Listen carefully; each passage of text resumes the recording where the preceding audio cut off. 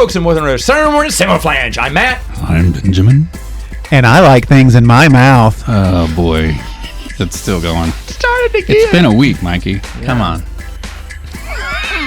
Sorry.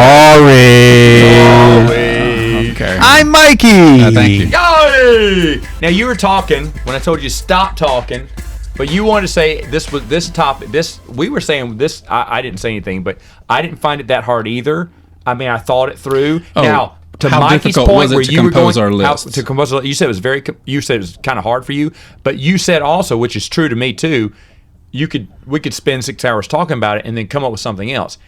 I agree. This is not the finite list. Someone could bring one up, and I'd be like, "Oh yeah!" Of course.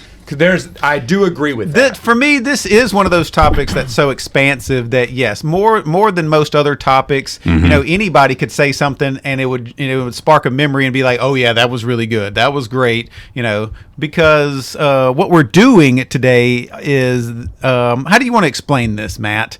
It is top 5 uses of songs in movies. That's probably the best way to explain it. Top 5 uses of songs in movies. And so I don't know what you guys did because that's all we talked about, and we didn't really set any type of specific criteria besides that. But what I did was I eliminated all musicals. I did not use musicals at all. I didn't either. That is a good point. I crossed that out too. Right. I think we knew that's what we were going for this time around. Right. And Mikey and I love us some musicals. Don't get me wrong. Oh, yeah. You like musicals? Okay. Yeah. There's been many times whenever we have been on stage and things have come out of our mouth. Oh, yeah. Oh, come on. All right. Yeah. Yeah. In song form. Yep, you're right. But no, yes. So I wanted to do something. And then when you're on stage rehearsing with a bunch of theater nerds, like tons of things come out of your mouth up there just randomly. All the time. They all know all the musicals. Anyway, moving on. They do. So this was very, very difficult for me to really nail down, a top 5 per se. Because like I said, I may listen to some of y'all's and just be something that I've completely forgotten, because every movie has a score. Obviously there's a difference in between a score and a soundtrack. Some don't have full-blown soundtracks. But man, my favorite decade of all time, as we know, is the 80s. And I mean, 95% of the 80s movies has, songs in it that are so super memorable and, great uses of songs. They make memorable, moments. So yeah, there's going to be a lot of things on here that we don't say that, are clearly out there that are beloved. And so in the comments, I want you to blow up Mikey's list. Yes, please. Okay. Destroy it. Now, when I sat down to write this list, I just decided, I was like, it is too broad, like you were talking about. And I just said, these are my 5 that are coming to mind that are fun. And I'm going to enjoy these. And they'll be fun to talk about. And there aren't necessarily in any top order, to be honest. My list isn't. When some pop into your head immediately, then you know that means something to you. Well, that's what we're looking for. That's what that's what my top 5 is. Yeah. I have a lot of honorable mentions. So, speaking of, how much crossover will there be? Mr. Champion, you get to guess first. You are a current winner with last week's Halloween candy surprise of 4 crossover. So who goes second? I get to go first? I think so, yeah, because I'm the total last loser. Okay, are you ready? Now, this is from any movie, any category, excluding musicals. 0. I wanted to say 0 because it's so expansive, so I have to say 1. To say 1. All right, I'll take 2. I would have said 0 in a heartbeat. Yeah, because I just think it's just so massive a topic. That's why it makes it so interesting to me. Yeah. Yeah. All right. So you won last week. So I go first? Well, you choose. Do you want want to go first, or do you want to go last? I'm fine. No, I'm fine going first. I'm fine going first. I just don't think anyone would have mine. One, and I did not have to look up any movie. I just looked up the top 5 that came to my head. Right. But this is really weird. But Groundhog's Day, I've got you, babe. That's a great one. Guess what? That's 1 crossover, my friend. Yes. Shut up! He won! Well, we don't know. We might have 2. There's no effing way. Yeah, that song is so memorable. It's my number 2. The whole essence of that movie is linked to that I song. thought y'all were going to... No. It is. But the thing is, though, I thought you were going to be like, oh, come on. Just no, play it over absolutely and over again. not. No. Okay, The terror that song inspires at the end of the movie with him and his face, and he wakes up and he hears it again. He's like, no! But here's the thing. It's so tied to that movie. It is. That if I ever hear the song, my mind goes straight to Groundhog's Day. Chuckers, it's Groundhog Day. And you want to hear the DJs break in Yeah. while the chorus is playing.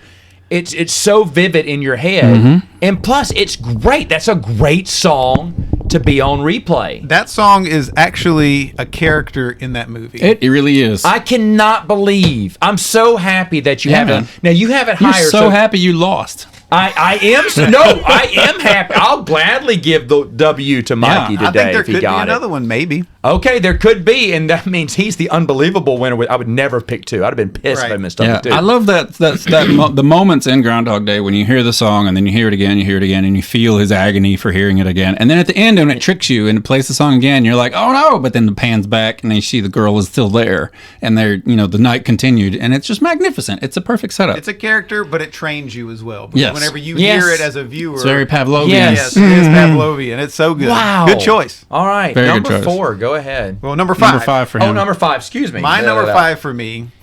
This one is a classic. I mean, by today's standards, it's considered a classic. It is a song for me, like "I Got You, Babe," that when I hear this song, I think of this scene in this movie. Oh, good. And it is maybe a little dated now. There may be, people from this generation that don't either know about it or, have seen the movie. But the song is Unchained Melody in the movie Ghost. Uh-huh. That's in a character in the song movie too, yeah. The iconic scene That's good whenever stuff. they are making the clay vase, and he is sitting behind her, and it is such just a romantic scene, and it really brought an old song back to a new generation in 1990. And at that time, which we were around at that time, old enough to understand it, like, that was huge. It was a huge movie. It was a huge song. It was a huge scene. So for me, that's my number 5 best use of a song. That's a good one. You're going to get this. Good pick. Now I think I know. Uh-oh. Mikey and I may have crossover. Uh-oh. The way he's talking right now. Uh-oh. You may win There's this. one on my list that I would be shocked that's not on either one of you. Okay, so Wow. what's your number 5? I think fantastic. Benjamin won this one. I like the Unchained medley choice. That's a good one. I recently watched this movie again, which is why it was one of the first ones that came to my mind. But it's Back in Black from Iron Man, and That is a good one. I That is didn't good. have that on there. That is a good one. just because that movie surprised so many of us. It was Marvel's first big production that they did, and the fact that they went so bold with it, and that the casting was so bold at the time because Robert Downey was not someone the studio wanted, and it was just such a bold move. And then to drop Back in Black in the movie at the perfect time, right at the end, and having all these good stuff happen at the same time, it was just so thrilling to watch the whole thing happen. And it was like you knew it was the birth of something good. And I'm not at all surprised at how big Marvel has gotten because of that. But that song is now tied to Iron Man. Great movie, great song. Forever. And I loved it. Yeah, so fantastic. Good pick. Good choice. Good pick. Solid number 5s. Wow. It's one of these next two. Uh-oh. Number 4 is Playing with the Boys. That is not on my list, but you know how much I love that song.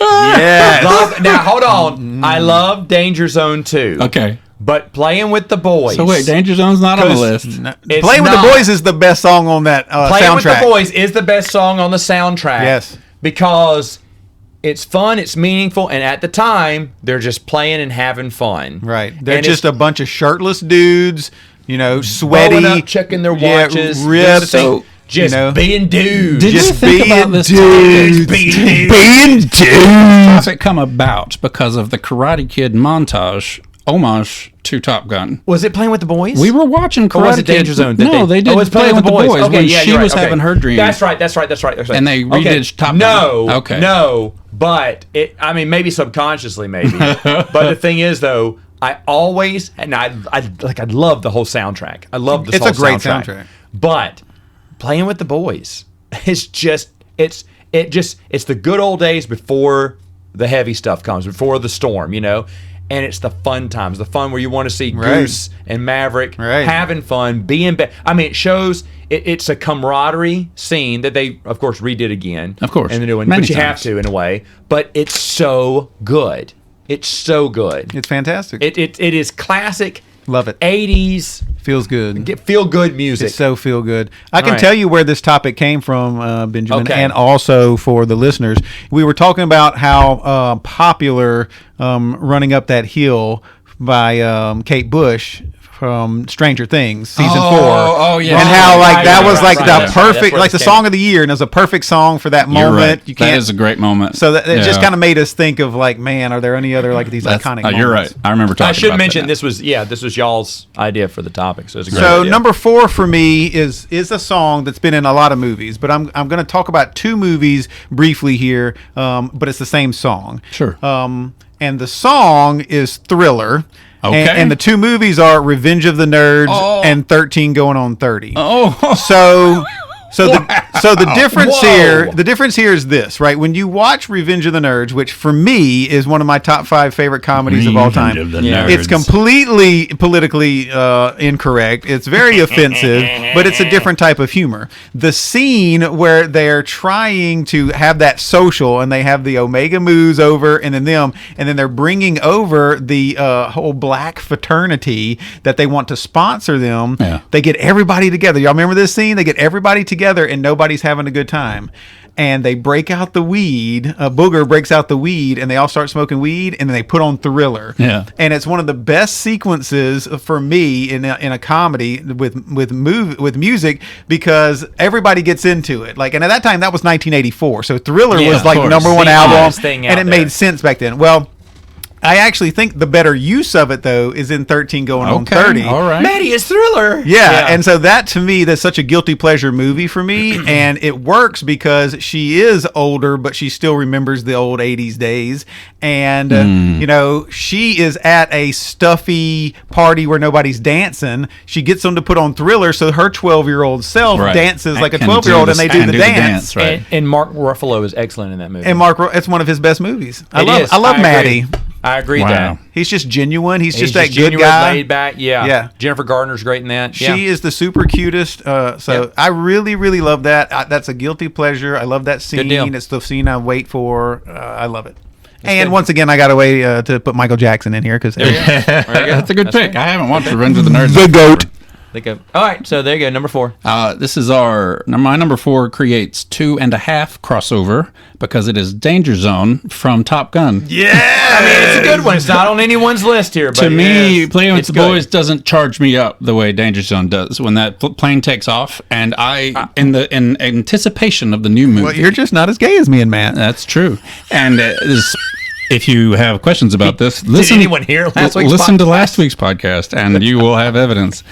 So I don't get charged up when that volleyball scene kicks up, but I recently rewatched the 4K remaster of Top Gun with my big surround sound and TV and all that stuff to get ready for the new movie, right? And they redid all the sound and remastered the sound effects for Top Gun. And oh my gosh, when the planes take off now, and it is so good. And let me just say, I'm not going to say that your pick is incorrect. Of course because not. Danger Zone and the way it was used is perfect.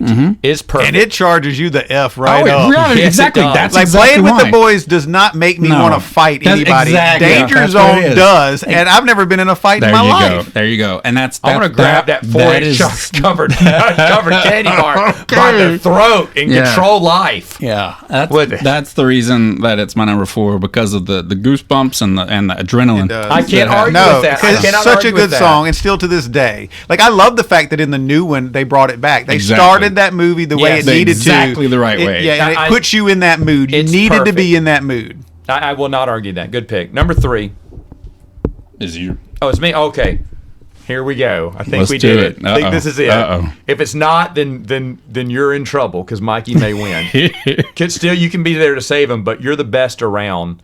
Right, Karate Kid is the tournament while they're, boom. Yeah. That is not on my list, but god dang, that's a good It song. got great. bumped out. It's in my honorable mentions. Oh, you may have won because I don't think y'all have these two. So the next two. So I think Yep. I'm out for crossover. But I'm the best around. you're the best Karate Kid. around. Is just solid. Bonus points for who sings it. And that's a song too. You that know what? I can't. I don't. Joe remember now. Esposito. You Joe can't. Esposito. You can't not hear that song and you can't hear that song and not think about Karate Kid. No, it's like made for that song, for that movie. And it's a great, priceless. perfect for the montage. Perfect for the montage. You're the best in town. Listen to that. And he's raising his hand, and they're moving down the tournament rows, and you're seeing all these fights. And the thing is, though, the music's pumping. Like, you want to be pumped up. Like, you're already amped when it comes time for the championship, because you're in the dun dun, and you're going.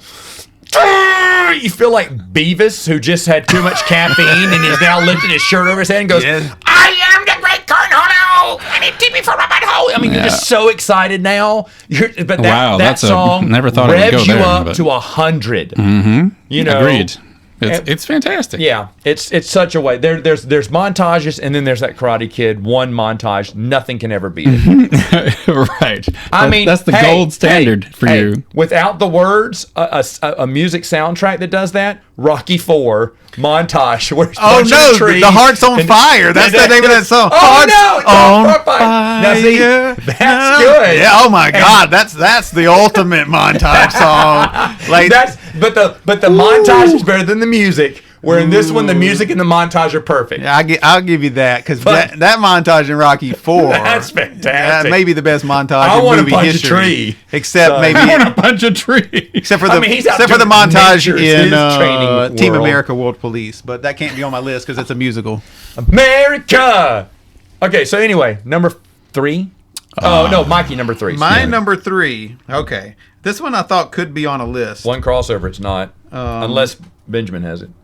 But yeah. So, oh my gosh, like, I love this movie, and this is the perfect time of year to watch this movie. This song fit this scene so well, and I never would have thought of it beforehand. But watching the movie, and when you're in the scene and it happens, it is unbelievable. And the song is "Don't Stop Me Now" by Queen in Shaun of the Dead. Oh, one of the best zombie movies you'll ever see. When they're all holed up in the pub, they're taking them out. Yeah, and they hit the jukebox, and the jukebox starts the song. Wow! And they just start killing all the zombies. Priceless. That is wonderful. That is a great wonderful. Wow. That is a great pick. That's a good one. That's that fits perfectly the theme of this podcast. Is just that kind of a moment built into the script kind of thing. Yeah, that's what I tried to look for those ones that like made sense within That's a good pick. That's a smart pick. And that's what Matt's number 1 is going to be. That's my guess, at least. His number 1 is going to be something like that. You already know what it's going to be. I do know what it's going to be. I don't. I'm interested. Yeah, it's going to be. But good. Y'all know the scene I'm talking about. I don't have to explain it. No, but I agree. Queen is my favorite band of Freddie Mercury is my favorite frontman of all time. Right on. Queen is like top 3 band of mine. Time out. Is there any other Queen songs on here for y'all's top 5? You know what I'm going to say. I don't know yet. We haven't gotten there. Okay. All right. Well, maybe I'll do it as honorable mention. You just made me think of one. I don't think it's the best use of one, but it's significant in a way. All right. So go for it. My number 3 has been briefly mentioned already on this podcast. It is Eye of the Tiger from Rocky 3. Yeah, that'll get you pumped. Rocky 3 was the first Rocky movie I ever saw. I skipped 1 and 2, and I saw number 3. You know why I saw Rocky 3? Because Mr. T was in it. Yeah, and it was on TBS every day. Great. It's great. It's my favorite one. I just adore that whole bit when Mr. T does his down and dirty thing, and then he gets Clubber Lang. Clubber Lang gets him all pissed off, and then he goes and he does his montage, Clubber, man. Do you have any predictions for tonight's fight? Predictions? Yeah, predictions. Pain. That was good. It's the best. Yeah. Like Mickey dies, like he's the best bad guy. Like, you finally have like Apollo switching sides and training, and they become better friends. It's just it broke script from the Creed. I mean, Rocky 2 had to happen. You had to have the rematch. Okay, of course. Now that's done. Now it's time to get personal. Go somewhere else. And after all this, after we've heard about Creed being the ultimate best, but now Clubber Lang feels like he's going to murder Rocky, and that Rocky's gone soft now, and Mickey died, and it feels like the world is over. And he's coming for his woman. This is Rocky 3, and we feel like the world is over. This is the biggest threat ever. And you got a special appearance by Thunder Lips. Hulk Hogan's in it too. That's right. I forgot about Thunder Lips. It's so good. You're going to go home and watch it tonight. I might go watch me some Thunder Lips. That's a good one.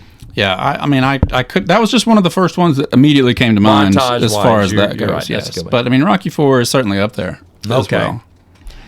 Number 2, I don't particularly love the new Star Trek movies. However, that new Star Trek trilogy. First one was meh, okay, because they tried to tie it into the Prime universe. Okay, that's fine. Second one was awful. Oh, it was awful. What are we talking about? Into Darkness. Okay. Awful, yep. awful, terrible. And then the third one was called what? I can't remember. Don't remember. I can't remember. This is the Abrams verse storyline, right? Yeah. Third one's the best one. Just I don't a regular, even remember it. fun adventure. Yeah. And it has the best use of a song. Which is? Sabotage by Beastie Boys. Oh, yes. That was a good one. He's playing Sabotage in his car in the first movie when they're introducing young Kirk. And now, for the third movie, what do? They throw off the signal by playing an old song called Sabotage. So they sabotage the droids or whatever, the bots or whatever, and then they scatter, and then that's suddenly when they're coming back, and he goes, hit it, and they punch it, and it starts off, and suddenly all sabotage, and then they're all flying into each other, and the Enterprise is just blowing it all up, killing them all, making the cool moves. I'm like, that was awesome. And when my brother saw it, he goes, did you see the new Star Trek? And I was like, yeah. I said, what did you think of Sabotage? He said, I was about to say that. That's the best use of a song. I said, isn't it? Because I thought, wow, this is really good. But it ties into the first movie. Yeah. Kind of harkens back to that. But now it serves, it's almost like, I know they did not write that on purpose. They had no idea what 3 was going to be like. But it almost feels like they had. It was meant to be. That song had a story arc. Yeah. It's unbelievable. It was done by pure accident. Yeah. Someone who was very brilliant wrote 3 and Good said, call. I've got an idea. And it's brilliant. It's a brilliant use of a song that maybe, no, it's not the newest movie. So that's an excellent pick. Yeah. All right. So, number 2, Mikey. All right, my number 2 was very, very close to being number 1. For me, it's one of the most iconic music movie moments of all time outside of a musical. Oh, yeah. We're about to have another crossover. I can feel it. I 100% firmly believe that this band is remembered today and didn't kind of get washed away into obscurity because of this movie. Because this movie brought them back to a different generation. Oh, yeah. Oh, no. Can we say it together? Because I know we're gonna. Do you want to say the band or the name of the song or the movie? Well, I'm just sorry. I'll let you get to it. I'm just so excited. I'm not going to take it from you. You go ahead. No. So it's also almost number 1, but it's so iconic for people our age. And that is Bohemian Rhapsody in Wayne's World. It's my number 1. Okay, so that's your my number 1. Yeah, Shut up. Yeah. You got the second crossover. There it is. Like that is there's nothing. There's almost nothing more iconic than just that. Thank you. And you very much. as good as Queen was, Queen really, because Freddie Mercury had just died. Like they kind of went into obscurity, but it brought them back to a different generation, and it kind of catapulted with his death. With Brian May wanting to continue, and oh my God, and it's so perfect. Honestly, in that Queen movie. should send Mike Myers royalties from here on out because he breathed new life into them. But how it's used in the movie is so daggum funny. It's so wonderful. And when you hear the stories, because the stories about that whole scene and filming that night and the dude in the middle and how they were all cramped. I haven't heard anything about that story. I heard the studio. You got to YouTube that. I heard the studio. They did not. Mike Myers was the one went to bat. Yes. Yes. Said it is this song. I mean, Lorne Michaels was involved. Penelope Spheris, the director, was involved. Wow. Like they all got into this big, huge battle. They did not want that, and he would not budge. Mike Myers would not budge. He said, it has to be this. It has to be this. And it is the most iconic scene in Wayne's World. There's nothing that comes second. In a lot of movies, I mean, it's my number 1. It was the first one that came to mind. It was without question. It would be Megan's when number we were 1. kids, we went around doing that, Yes, we did. Whenever the song would come back on and play on the radio, we all air drummed. We all did the Garth. We all had There's, like that came from that. I could be at a funeral and hear that song in the background, and I'll start headbanging Yes. when that moment drops. I mean, come on. All of them in unison, and I love the dude and I'll in the be able middle, to look the dude, over the the drunk dude in the middle, at you, and you will be headbanging too on the other me. side. It's absolutely what happened. It was almost number one, but I'll get to my number one, and I have a story about that. So you're 2 and 1 have both been sniped. Groundhog Day and Wayne's World. But congratulations, Thank sir. you. Honestly, I didn't think we could hit 2. Yeah. You are the winner today. I did figure Bohemian Rhapsody was no the way one. We got a match here. Yeah, so Bohemian Rhapsody is a good one. I didn't have it on there, but you just made me think about when you said Queen.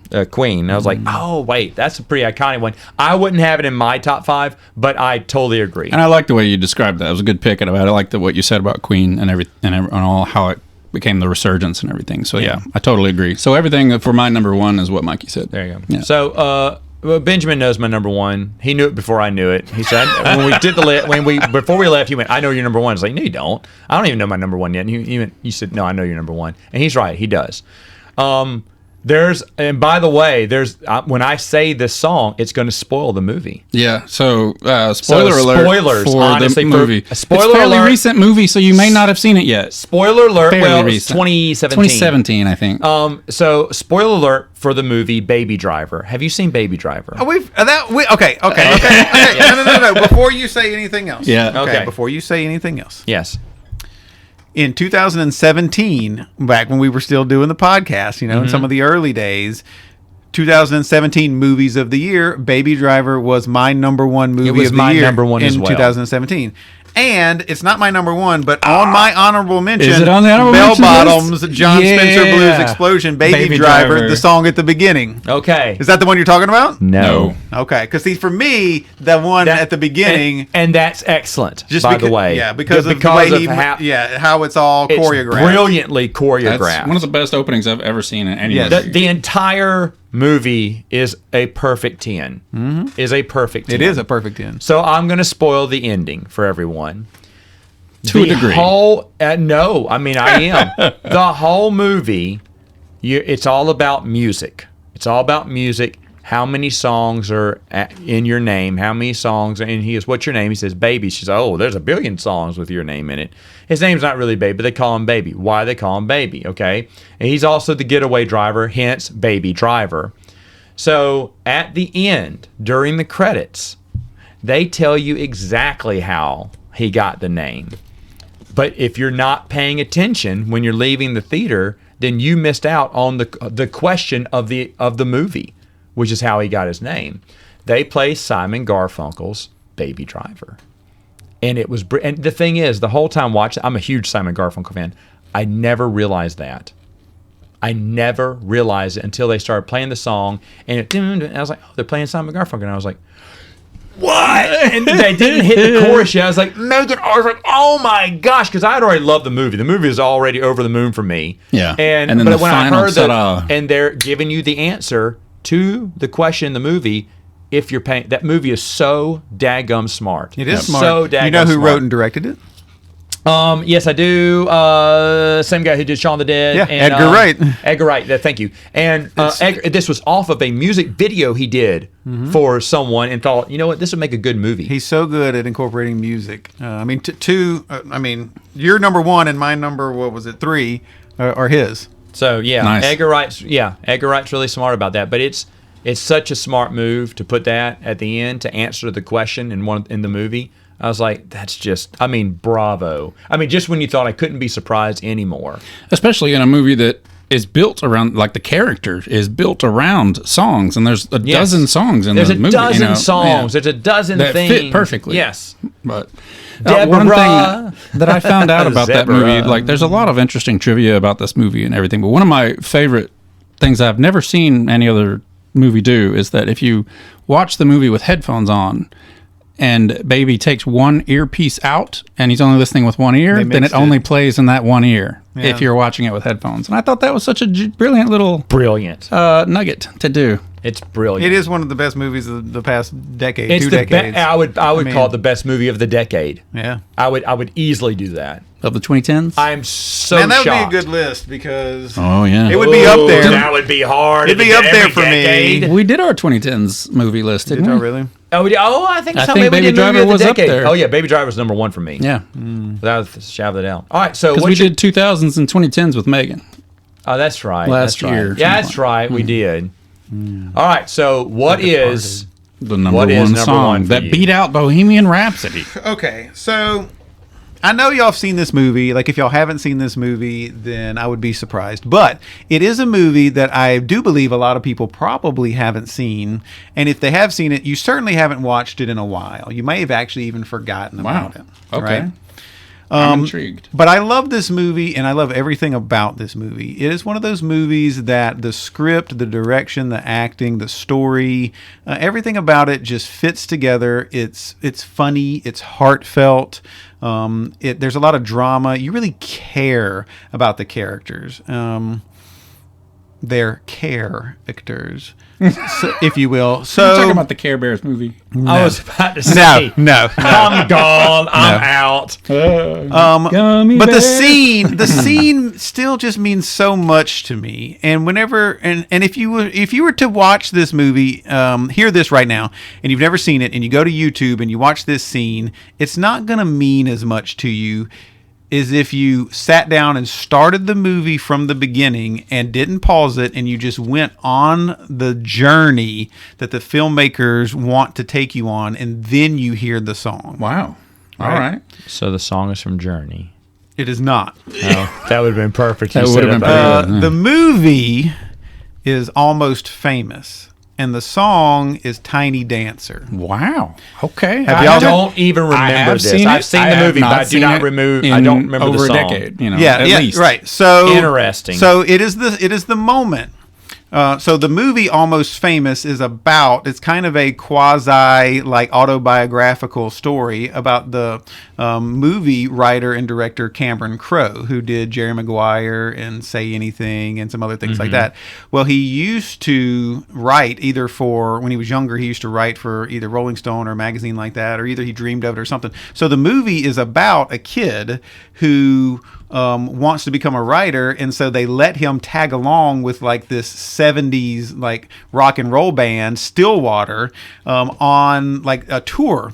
And Right. he's very bright-eyed and bushy-tailed, but he gets kind of like, enraptured in the sex and the drugs and the rock and roll of it all, and he falls for one of the girls, who's played by Kate Hudson, but he has to come to the realization that she is just kind of a groupie, and she gets kind of used, and he tries to tell her that she's more than that, and he idolizes these band members like we all would as At kids. first, yeah. And then he, like, once he sees like the man behind the curtain, he doesn't really like it, but he also sees them for who they are, and the real people that they could be. And so he's an innocent person stuck into this very not innocent world. And the lead singer, played by Billy Crudup, or the lead guitarist, I think it's the guitarist, yeah, because Jason Lee is the singer. He's bad off on drugs, and they go to this party one time, and they're on the road on this bus, and they go to this party where he just gets crazy wild and takes a lot of drugs and does a lot of unscrupulous things and makes a lot of people mad. Yeah. And so they have this big falling out, and they all get on the tour bus, and it's just silent. None of them are talking to each other. And one of them turns on Elton John's Tiny Dancer. Yeah. And the scene is just the song starting from the beginning.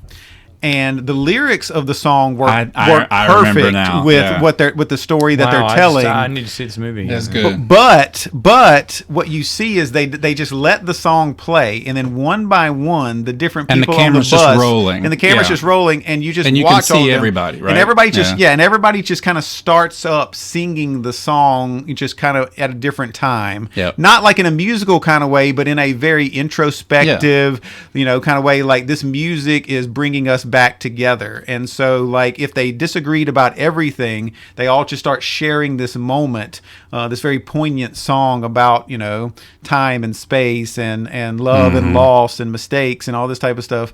And it is, to me, like one of the most beautiful moments that a song has ever been used. But you have to watch it because you have to be in that Yeah, you have to see why they're so upset before the song means anything. And why it means something. And because for all of them to come back singing together and to share a moment of togetherness whenever you know that. That's great. No, you're that absolutely everything right. that they're about to do, because they know that they're about to split up. They know that they're all about to go their separate ways, and this life that they've lived is no longer over. Is over.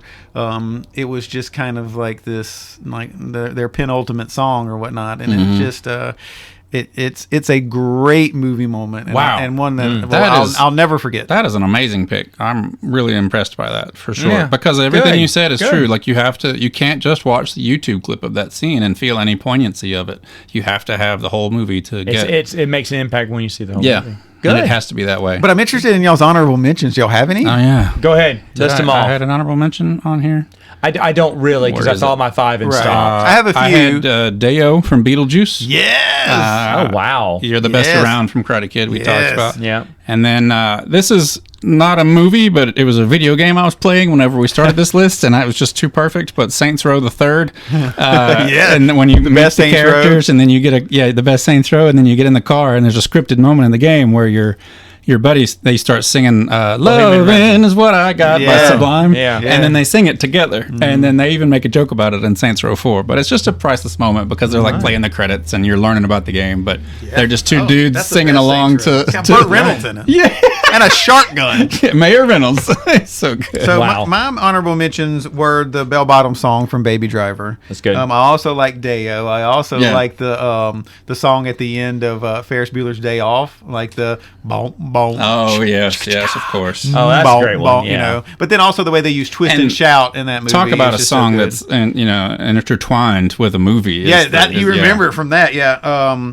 I absolutely love now the two Guardians of the Galaxy's movies are all about music, but I love the beginning of number 2 when they do Mr. Blue Sky, when Groot like plugs up and is dancing and they're fighting like in the intro. In the intro. and 2. It's such a great use of that song because they're all just fighting that monster in the background, and he's just jamming. And it's Baby Groot at that time, so he's just jamming dancing with it. That's a good one. I really, really love the scene in that movie, 500 Days of Summer, with do you remember Joseph Gordon-Levitt? Taylor Yakovenko's least favorite movie on earth. You Make My Dreams She Come hates True. that movie. So like after like they have sex for the first time, he gets up there and he dances. The elevator opens. But they use the song because like he goes up to like the window and he's like looking at himself and it's Han Solo. So good. Yeah, and then like the fountains are all spurting, and then the whole crowd, the whole town starts dancing. It's a really good use. That's great. I love the In Your Eyes, the boombox, and Say Anything. Peter Gabriel. That's a Cameron Crowe movie. I mean, that's so iconic. Yeah. I love for all the wrong reasons, but it's once again iconic. I can't hear this song without thinking of this scene in the movie. In Reservoir Dogs, Stuck in the Middle with You. Wow, that's another one. Whenever he cuts off his ear, like I'll never not hear that song and think of that scene. It's so like torturous and strange. Oddly enough, my favorite song on the Reservoir Dogs soundtrack is Harvest Moon. Oh yeah, I don't even know where that was in the movie, but I love that song. I actually had Hearts on Fire in here whenever you were talking about it. And then while there's a million more, there's one last one that I want to say. And there's a lot of music, a lot of disco music in Boogie Nights, but the song Atlanta. Sister Christian and Jesse's Girl is great the way that they use it. Do you remember the scene? If you remember much about this movie, it's one of my favorite movies. I saw it once. Well, there's this. I really, really would implore you to go back and watch it now, like as an older person, and not even for like the TNA, but just really for like the storytelling and kind of the way that P.T. Anderson like weaves like this story together. But there's this really, really tense moment whenever Dirk, starts to really get addicted to drugs, and him and somebody else go over to a man's house. And all these actors are people that you know, but at the time you didn't know you knew them. I think it's like Alfred Molina, who was Dr. Octopus, and a couple other guys, maybe Thomas Jane, I think, maybe the guy that played Punisher, maybe he's in there. But anyway, they go to buy drugs, and I have gone to somebody's house before, to buy drugs. So I know this feeling of when you're buying drugs, right? Like there's unscrupulous people abound, and it's a precarious thing. So you don't know if there's anything that you're going to say or do that's going to set somebody off. I still don't know where this is going. No. It's just the scene itself is one of the most intense scenes, and it's definitely the most intense scene in that entire movie. But they're listening to Sister Christian, and that song is just on the background, and the guy, he's in this robe, Alfred Molina, and he's the drug dealer, and they're sitting there high, and they're all like wanting something from him, and he's just kind of talking to him about life and stuff, but you feel like something is going on. And there's this little like Chinese boy that doesn't say anything, that's just throwing down these firecrackers every once in a while, those little like little poppers. Yeah. And so every once in a while, like, he'll throw one down while the music is playing, and when he throws it down, and they all like with the movie, and they all move, because they get scared, and it just the tension grows and grows and grows. So if you watch that scene again and the way they incorporate that particular music in that scene, it's really, really good. So that's my last song. Okay. Every time I close my eyes and I think about Elizabeth Shue, Feel the Night plays. But Feel the Night. Well, if you want to think of Elizabeth Shue, think of that's just Cruel Summer from Karate Kid. It's a cruel, cruel summer. When she's out there like playing like soccer, and she's doing the soccer thing. Oh my goodness! I love Elizabeth Shue. Okay, top 5 Femme Fatales podcast. Benjamin, let's go get a Snickers bar. Benjamin will not be here for that episode. I don't think I could handle anyway. But we got to go because I could sit here and think of 100 songs. Yeah. Maybe we can talk about them some more next Saturday. Morning. This is a musical podcast, right? Yeah. Samoflange.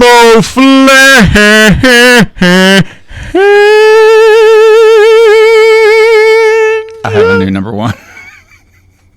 Beelzebub has a devil put aside for me. For me.